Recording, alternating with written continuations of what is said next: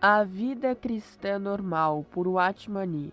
Capítulo 1. O Sangue de Cristo. O que é a vida cristã normal?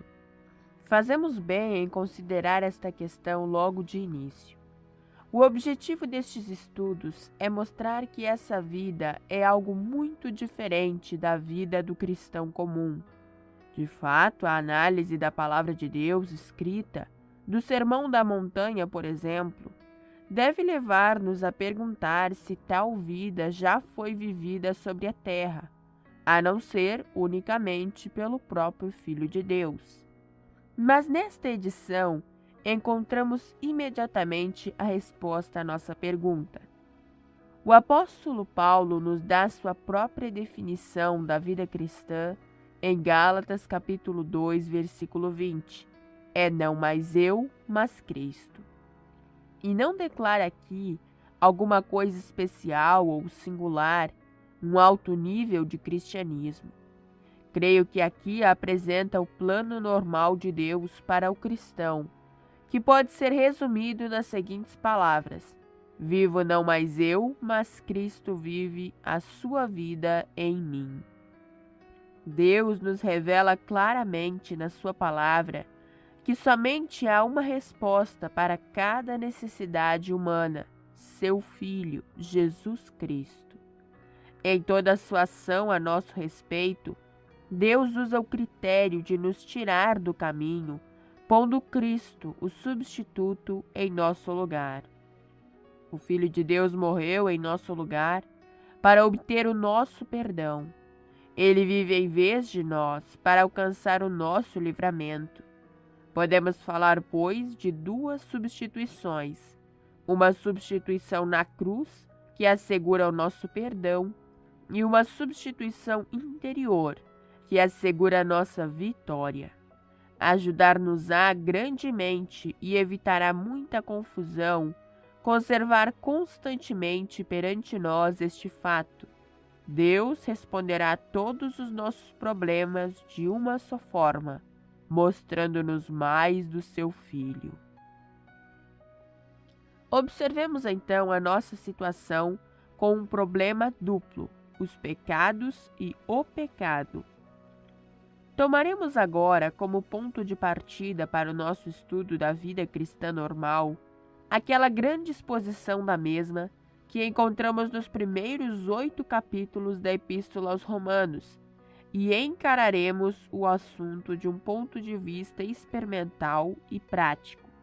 Será de grande auxílio notar, em primeiro lugar, uma divisão natural desta seção de Romanos em duas, e notar certas diferenças evidentes no conteúdo das duas partes. Os primeiros 8 capítulos de Romanos constituem em si mesmos uma unidade completa. Os 4 capítulos e meio, do capítulo 1, versículo 1 ao capítulo 5, versículo 11, formam a primeira metade desta unidade, e os 3 capítulos e meio, do capítulo 5, versículo 12 ao 8, versículo 39, a segunda metade. Uma leitura cuidadosa revelar-nos-á que o conteúdo das duas metades não é o mesmo. Por exemplo, no argumento da primeira seção, encontramos em proeminência a palavra plural pecados. Na segunda seção, contudo, esta ênfase é modificada, porque enquanto a palavra pecados ocorre apenas uma vez, a palavra singular pecador é usada repetidas vezes e constitui o assunto básico e principal das considerações. Por que assim? Porque na primeira seção considera-se a questão dos pecados que eu tenha cometido diante de Deus, que são muitos e que podem ser enumerados, enquanto que na segunda trata-se do pecado como princípio que opera em mim. Sejam quais forem os pecados que eu cometo, é sempre o princípio do pecado que me leva a cometê-los. Preciso de perdão para os meus pecados, mas preciso também de ser libertado do poder do pecado. Os primeiros tocam a minha consciência, o último a minha vida. Posso receber perdão para todos os meus pecados, mas por causa do meu pecado, não tenho, mesmo assim, paz interior permanente. Quando a luz de Deus brilha, pela primeira vez no meu coração, clamo por perdão, porque compreendo que cometi pecados diante dele. Mas, após ter recebido o perdão dos pecados, faço uma nova descoberta, ou seja, a descoberta do pecado. E compreendo que não só cometi pecados diante de Deus, mas também que existe algo de errado dentro de mim. Descubro que tenho a natureza do pecador. Existe dentro de mim uma inclinação para pecar, um poder interior que leva ao pecado. Quando aquele poder anda solto, eu cometo pecados. Posso procurar e receber o perdão, depois, porém, peco outra vez. E assim a vida continua num círculo vicioso de pecar e ser perdoado e depois pecar outra vez. Aprecio o fato bendito do perdão de Deus, mas eu desejo algo mais do que isso. Preciso de livramento. Preciso de perdão para o que tenho feito, mas preciso também de ser libertado daquilo que sou. Consideremos agora o duplo remédio de Deus, o sangue e a cruz. Assim, nos primeiros 8 capítulos de Romanos, apresentam-se 2 aspectos da salvação. Em primeiro lugar, o perdão dos nossos pecados e, em segundo lugar, a nossa libertação do pecado. Agora, ao considerar esse fato, devemos notar outra distinção. Na primeira parte de Romanos, capítulo 1 ao 8, encontramos 2 referências ao sangue do Senhor Jesus, no capítulo 3, versículo 25, e no capítulo 5, versículo 9. Na segunda, é introduzida uma nova ideia. Em capítulo 6, versículo 6, onde lemos que fomos crucificados com Cristo, o argumento da primeira parte centraliza-se em torno daquele aspecto da obra do Senhor Jesus, que é representado pelo sangue derramado para nossa justificação, pela remissão dos pecados. Esta terminologia não é, contudo, levada para a segunda seção, cujo argumento gira em torno do aspecto da sua obra representado pela cruz, o que quero dizer pela nossa união com Cristo na sua morte, sepultamento e ressurreição. Esta distinção tem muito valor. Veremos que o sangue soluciona o problema daquilo que nós fizemos, enquanto a cruz soluciona o problema daquilo que nós somos. O sangue purifica os nossos pecados, enquanto que a cruz atinge a raiz da nossa capacidade de pecar. O último aspecto será alvo das nossas considerações nos capítulos que se seguem. Consideremos ainda acerca do problema dos nossos pecados. Comecemos, pois, com o precioso sangue do Senhor. O sangue do Senhor Jesus Cristo é de grande valor para nós, porque trata dos nossos pecados e nos justifica à vista de Deus, conforme se declara nas seguintes passagens. Todos pecaram, que lemos em Romanos capítulo 3, versículo 23. Também em Romanos capítulo 5, versículo 8 e 9. Mas Deus prova o seu próprio amor para conosco, pelo fato de ter Cristo morrido por nós, sendo nós ainda pecadores. Logo, muito mais agora, sendo justificados pelo seu sangue, seremos por ele salvos da ira. E ainda, sendo justificados gratuitamente por sua graça, mediante a redenção que há em Cristo Jesus, a quem Deus propôs no seu sangue, como propiciação mediante a fé, para manifestar a sua justiça, por ter Deus, na sua tolerância, deixado impunes os pecados anteriormente cometidos, tendo em vista a manifestação da sua justiça no tempo presente, para ele mesmo ser justo e o justificador daquele que tem fé em Jesus. Assim lemos em Romanos, capítulo 3, versículo 24 ao 26. Teremos ocasião, num estágio mais adiantado do nosso estudo, de olhar mais particularmente para a natureza real da queda e para o processo da recuperação. Nesta altura, queremos apenas lembrar de que o pecado, quando entrou, expressou-se em forma de desobediência a Deus, como encontramos em Romanos, capítulo 5, versículo 19.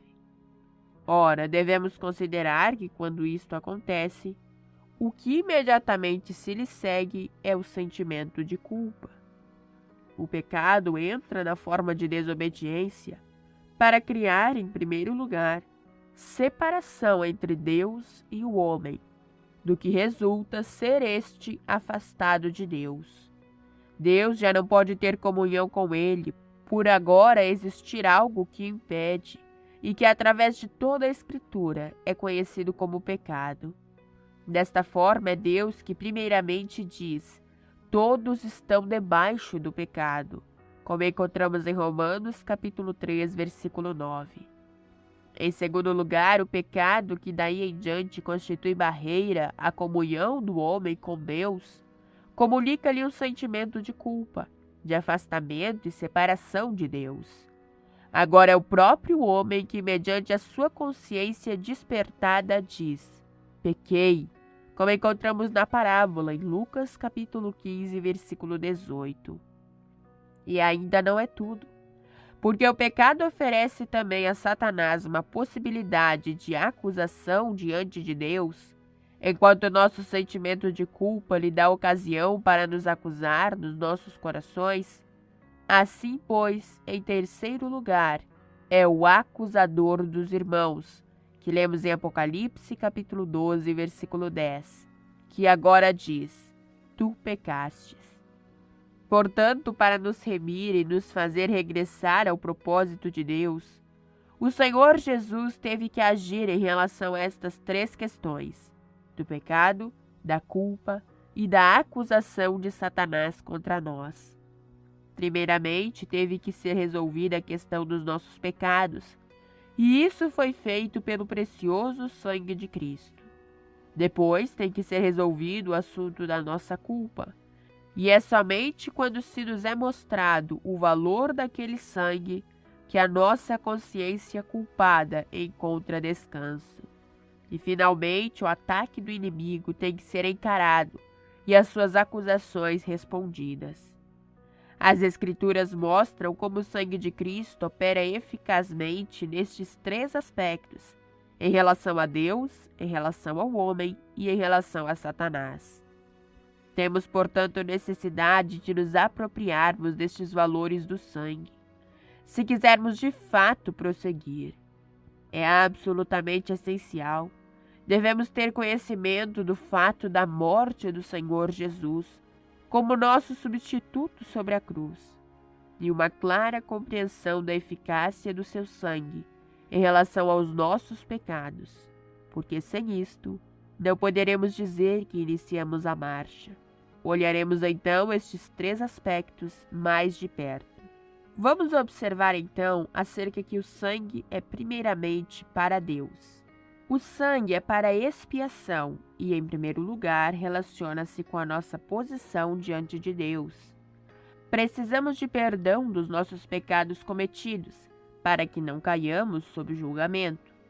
E eles nos são perdoados, não porque Deus não os leva a sério, mas porque Ele vê o sangue. O sangue é, pois, primariamente não para nós, mas para Deus. Se eu quero entender o valor do sangue, devo aceitar a avaliação que Deus dele faz. E se eu não conhecer o valor que Deus dá ao sangue, nunca saberei qual é o seu valor para mim. É só na medida em que me é dado conhecer, pelo seu Espírito Santo, a estimativa que Deus faz do sangue, que eu próprio aprendo o seu valor e vejo quão precioso o sangue realmente é para mim. Todavia, o seu primeiro aspecto é para Deus. Através do Velho e do Novo Testamento, a palavra sangue é usada em conexão com a ideia da expiação, segundo creio, mais de 100 vezes.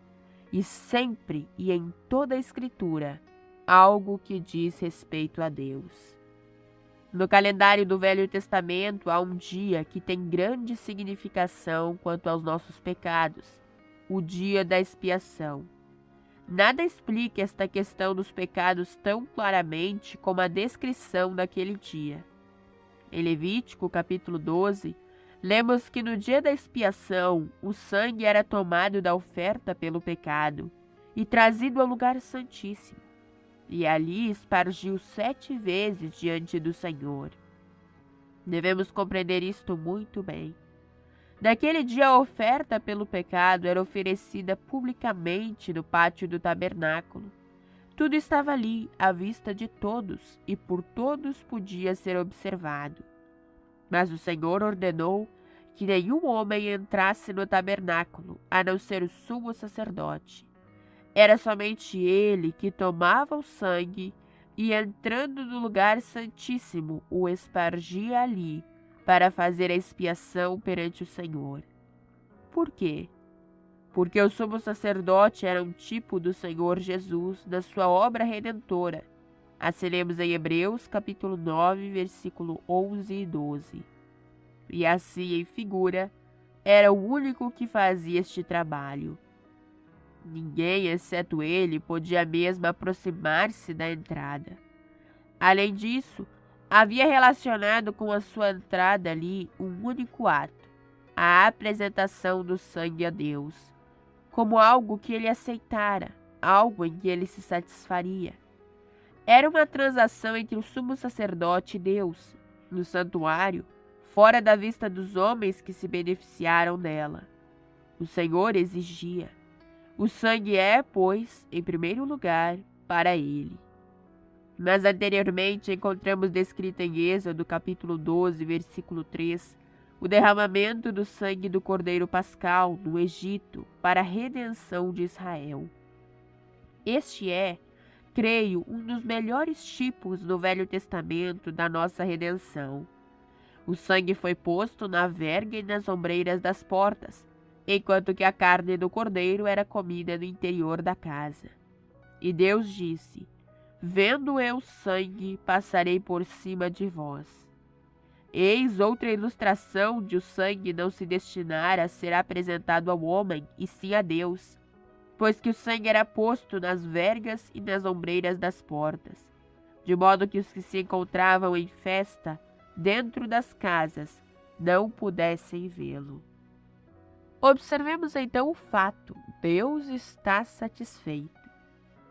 É a santidade de Deus, a justiça de Deus, que exige que uma vida sem pecado seja dada em favor do homem. A vida no sangue, e aquele sangue tem que ser derramado em favor de mim, pelos meus pecados. Deus requer que o sangue seja apresentado com o fim de satisfazer a sua própria justiça. E é Ele que diz: vendo eu sangue, passarei por cima de vós. O sangue de Cristo satisfaz Deus inteiramente. Desejo agora dizer uma palavra a respeito disto aos meus irmãos mais novos do Senhor, porque é neste caso que muitas vezes caímos em dificuldade. Em nossa condição de descrentes, podemos não ter sido absolutamente molestados pela nossa consciência, até que a palavra de Deus começou a nos despertar. A nossa consciência estava morta, e aqueles que têm consciência morta certamente não têm qualquer préstimo para Deus. Mas, mais tarde, quando nós cremos, a nossa consciência pode se tornar extremamente sensível, e isto pode vir a ser real problema para nós. O sentimento de pecado e de culpa pode se tornar tão grande, tão terrível, que quase nos paralisa, porque nos faz perder de vista a verdadeira eficácia do sangue. Parece-nos que os nossos pecados são tão reais, e algumas vezes algum pecado em particular pode atribular-nos tantas vezes que chegamos ao ponto de imaginá-los maiores do que o sangue de Cristo. Ora, Nosso mal reside em estarmos procurando sentir o seu valor e estimar subjetivamente o que o sangue é para nós. Não podemos fazê-lo. O sangue não opera dessa forma. Destina-se primeiramente a ser visto por Deus. Então temos que aceitar a avaliação que Deus faz dele. Ao fazê-lo, acharemos a nossa própria estimativa. Se ao invés disso procuramos avaliá-lo por meio do que sentimos, não alcançaremos nada e permanecemos em trevas. Pelo contrário, é questão de fé na palavra de Deus. Temos que crer que o sangue é precioso para Deus, porque Ele assim o diz, conforme 1 Pedro capítulo 1, versículo 18 a 19. Se Deus pôde aceitar o sangue como pagamento pelos nossos pecados e como preço da nossa redenção, então podemos ter certeza de que o débito foi pago. Se Deus estava satisfeito com o sangue, logo deve ser aceitável o sangue. A nossa estimativa dele é somente de acordo com a sua avaliação, nem mais, nem menos. Não pode evidentemente ser mais, mas não deve ser menos. Lembremo-nos de que ele é santo e justo, e que o Deus santo e justo tem o direito de dizer que o sangue é aceitável aos seus olhos, e que o satisfaz inteiramente. Vejamos agora acerca do acesso do crente ao sangue. O sangue satisfaz a Deus e deve nos satisfazer da mesma forma. Tem, portanto, um segundo valor em relação ao homem na purificação da sua consciência. Quando examinamos a Epístola aos Hebreus, vemos que o sangue faz isto. Devemos ter os corações purificados da má consciência, conforme Hebreus capítulo 10, versículo 22. Isto é da máxima importância. Note cuidadosamente o que diz a Escritura. O escritor não se limita a dizer que o sangue do Senhor Jesus purifica os nossos corações, sem nada mais declarar. Erramos se relacionarmos inteiramente, desta forma, o coração com o sangue. Revelaremos má compreensão da esfera em que o sangue opera se orarmos: Senhor, purifica o meu coração do pecado pelo teu sangue. O coração, diz Deus, é enganoso mais do que todas as coisas e perverso, como lemos em Jeremias capítulo 17, versículo 9. E ele tem que fazer algo mais fundamental do que purificá-lo. Tem que nos dar um coração novo. Não lavamos nem passamos a ferro roupas que vamos jogar fora. Como logo veremos, a carne é demasiadamente má para ser purificada. Tem que ser crucificada. A obra de Deus em nós tem que ser algo inteiramente novo. Dar-vos-ei coração novo e porei dentro em vós espírito novo. Assim lemos em Ezequiel, capítulo 36, versículo 26. Não encontramos a declaração de que o sangue purifica os nossos corações. O seu trabalho não é subjetivo assim, mas inteiramente objetivo diante de Deus. É verdade que o trabalho purificador do sangue aparece aqui em Hebreus, capítulo 10, com relação ao coração, mas é na realidade com relação à consciência, tendo o coração purificado da má consciência. Qual então o significado disto? É o que veremos a seguir. Significa que havia algo se interpondo entre mim e Deus, e que como resultado disto eu tinha má consciência. Sempre que procurava aproximar-se dele, que constantemente me lembrava da barreira que permanecia entre mim e ele. Mas agora, pela operação do precioso sangue, algo foi realizado diante de Deus que removeu aquela barreira. Deus revelou-me este fato através da sua palavra.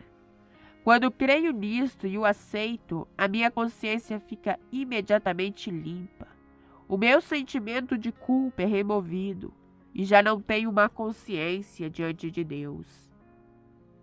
Cada um de nós sabe quão precioso é ter consciência sem ofensa das nossas relações com Deus. Um coração de fé e uma consciência limpa de toda e qualquer acusação. Ambos são igualmente essenciais para nós, desde que sejam interdependentes. Logo que verificamos que a nossa consciência está sem descanso, a nossa fé desvanece e imediatamente achamos que não podemos encarar Deus. Portanto, a fim de prosseguirmos com Deus, temos que conhecer o valor real atual do sangue. O sangue nunca perderá sua eficácia como fundamento do nosso acesso a Deus, se realmente dele dependermos. Quando entrarmos no lugar santíssimo, em que base, que não seja o sangue, nos atreveremos a fazê-lo?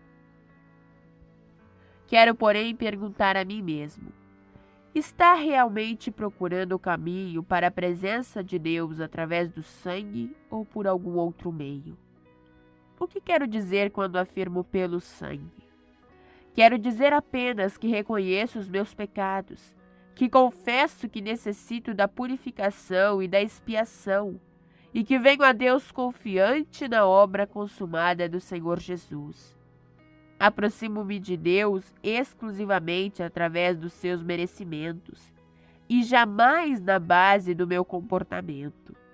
Nunca, por exemplo, na base de ter sido hoje especialmente amável ou paciente, ou de ter feito hoje algo especial para o Senhor.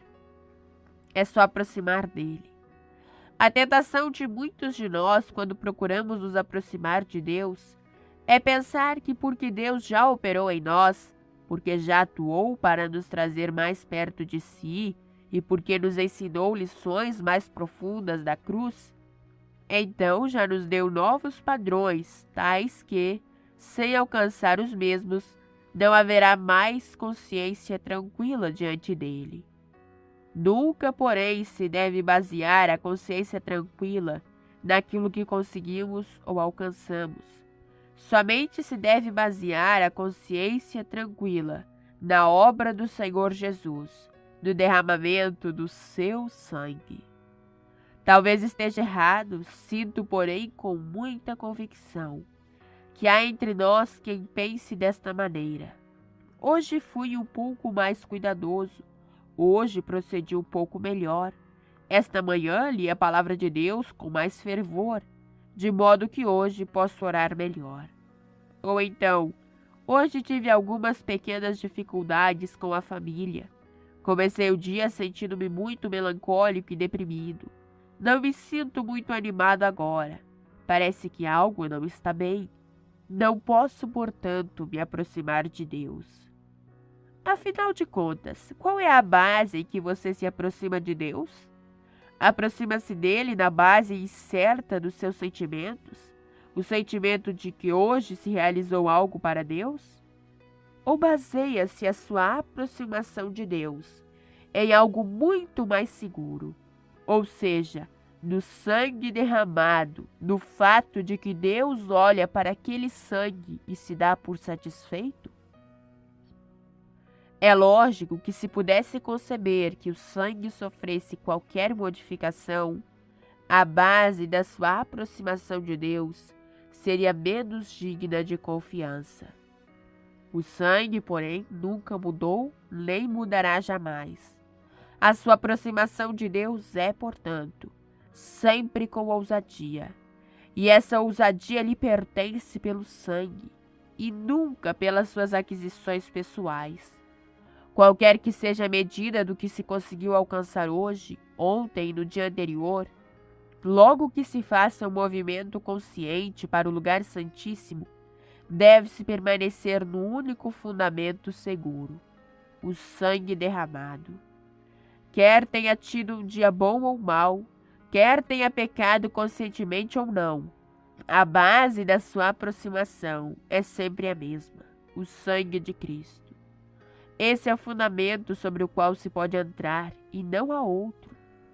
Vê-se que, como em muitas outras fases da nossa experiência cristã, nosso acesso a Deus tem dois aspectos, um inicial e outro progressivo.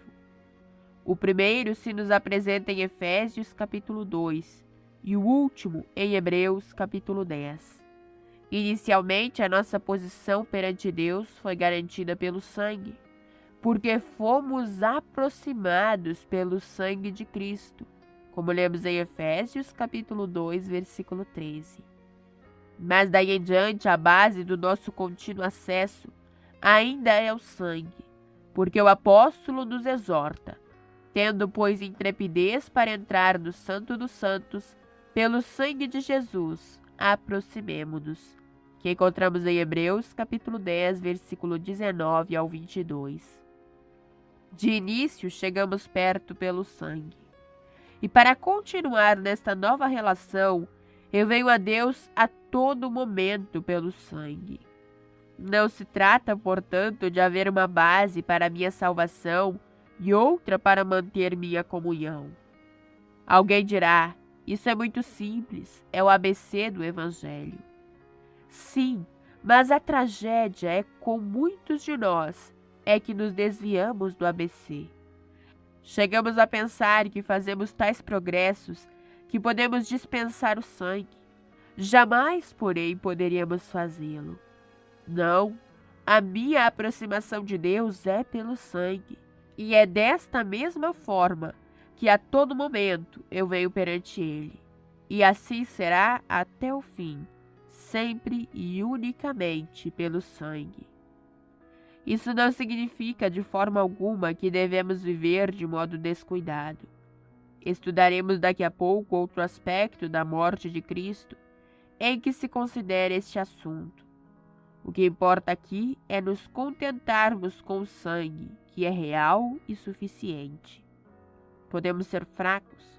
No entanto, o olhar para as nossas fraquezas nunca nos tornará fortes.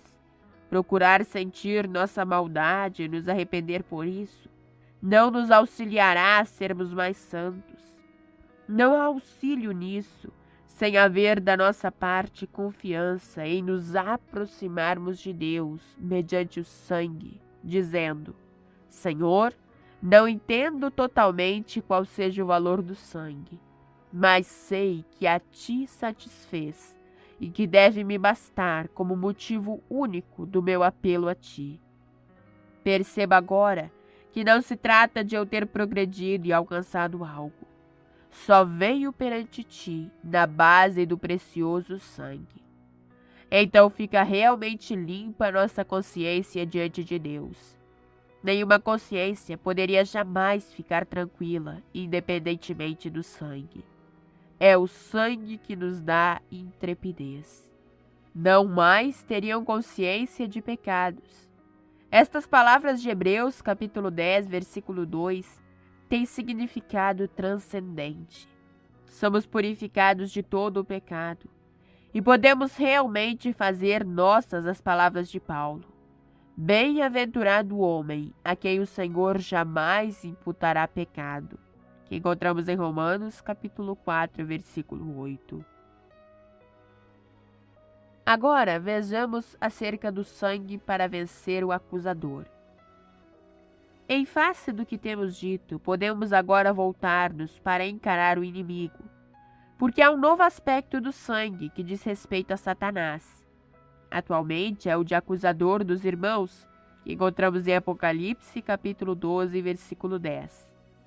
E nosso Senhor o enfrenta como tal no seu ministério especial de sumo sacerdote pelo seu próprio sangue, como lemos em Hebreus capítulo 9, versículo 12.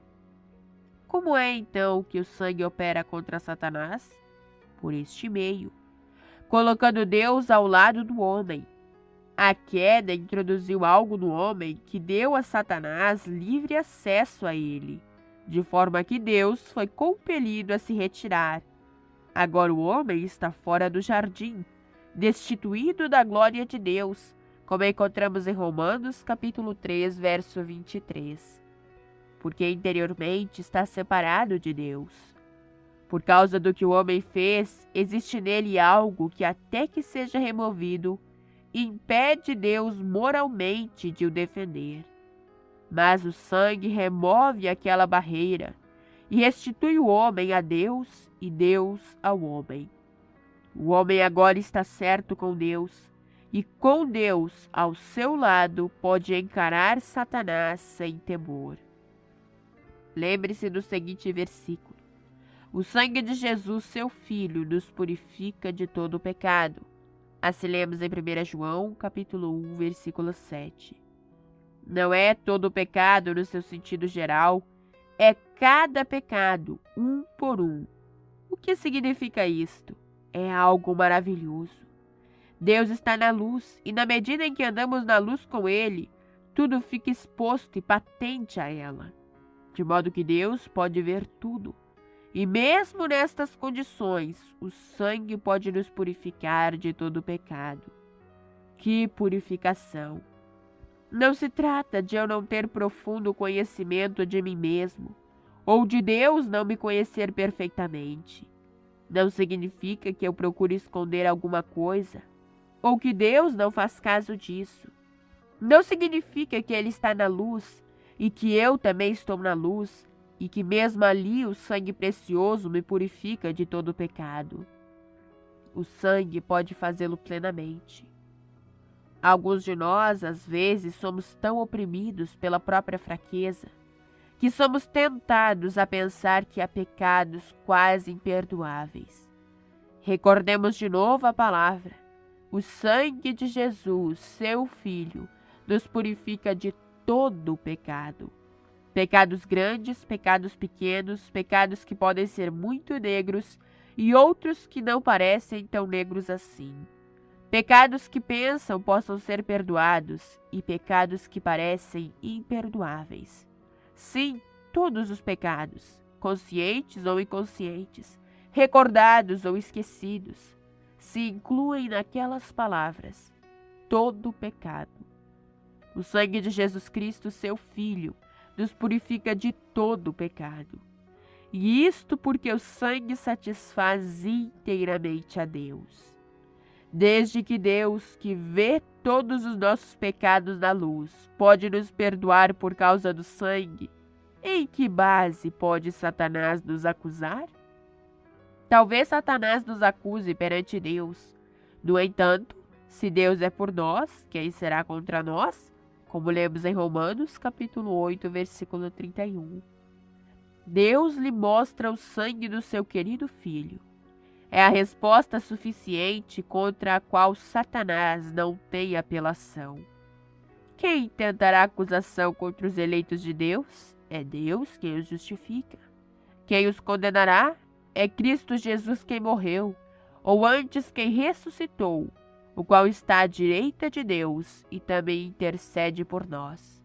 Assim encontramos em Romanos, capítulo 8, versículo 33 e 34. Mais uma vez, portanto, vê-se que precisamos reconhecer a absoluta suficiência do sangue precioso. Quando, porém, veio Cristo como sumo sacerdote, pelo seu próprio sangue, entrou no Santo dos Santos, uma vez por todas, tendo obtido eterna redenção. Assim encontramos em Hebreus, capítulo 9, versículo 11. Foi redentor uma só vez, e já há quase 2000 anos que está sendo sumo sacerdote e advogado. Ali permanece na presença de Deus como propiciação pelos nossos pecados. Notem-se as palavras de Hebreus, capítulo 9, versículo 24. Muito mais o sangue de Cristo. Evidencia a suficiência do seu ministério. É suficiente para Deus. Resta-nos ainda considerar qual é a nossa atitude para com Satanás. Isto é importante, porque ele não somente nos acusa perante Deus, mas também na nossa própria consciência. Você pecou e continua pecando. Você é fraco e não há mais nada que Deus possa fazer por você. É este o seu aumento. E a nossa tentação é olhar para dentro, procurando para nos defender. Algo em nós mesmos, em nosso sentimento ou comportamento, que nos dê algum motivo para crer estar errado Satanás. Outras vezes, a tendência é admitirmos a nossa grande fraqueza e, caindo do outro extremo, nos entregarmos à depressão e ao desespero. Assim sendo, a acusação é uma das maiores e mais eficazes armas de Satanás. Aponta para os nossos pecados e procura acusar-nos perante Deus. Se aceitarmos as suas acusações, afundar-nos-emos imediatamente. Ora, a razão por que aceitamos tão rapidamente as suas acusações é que ainda esperamos ter alguma justiça própria. É falsa a base da nossa esperança. Satanás conseguiu fazer-nos olhar na direção errada, atingindo assim o seu objetivo de nos deixar incapacitados. Se, porém, tivéssemos aprendido a não confiarmos na carne, não nos espantaríamos quando surgisse o pecado, posto que pecar é a natureza intrínseca da carne. É por falta de reconhecermos qual seja a nossa verdadeira natureza, com sua debilidade, que nós ainda confiamos em nós mesmos, de modo que tropeçamos sob as acusações de Satanás, quando ele as levanta contra nós. Deus tem poder para solucionar o problema dos nossos pecados. Nada, porém, pode fazer por um homem que se submete à acusação, porque tal homem já não está confiando no sangue. O sangue fala em seu favor, prefere, porém, escutar Satanás. Cristo é o nosso advogado, mas nós, os acusados, nos colocamos do lado do acusador. Ainda não reconhecemos que nada merecemos senão a morte, que, como logo passaremos a ver, só merecemos ser crucificados. Não temos reconhecido que é somente Deus que pode responder ao acusador e que já o fez por meio do sangue precioso. Nossa salvação está em olharmos firmemente para o Senhor Jesus, reconhecendo que o sangue do Cordeiro já solucionou toda a situação criada pelos nossos pecados. É este o fundamento seguro em que nos firmamos. Nunca devemos procurar responder a Satanás, tendo por base a nossa boa conduta. E sim, sempre com o sangue. Sim, estamos repletos de pecado, mas graças a Deus que o sangue nos purifica de todo o pecado. Deus contempla o sangue, por meio do qual o seu Filho enfrenta a acusação. E Satanás perde toda essa possibilidade de atacar. Somente a nossa fé no sangue precioso e a nossa recusa de sairmos daquela posição podem silenciar as suas acusações e afugentá-las, como encontramos em Romanos, capítulo 8, versículo 33 ao 34. E assim será sempre, até o fim, como lemos em Apocalipse, capítulo 12, versículo 11. Que emancipação seria a nossa, se víssemos mais do valor, aos olhos de Deus, do precioso sangue do seu querido Filho. Amém.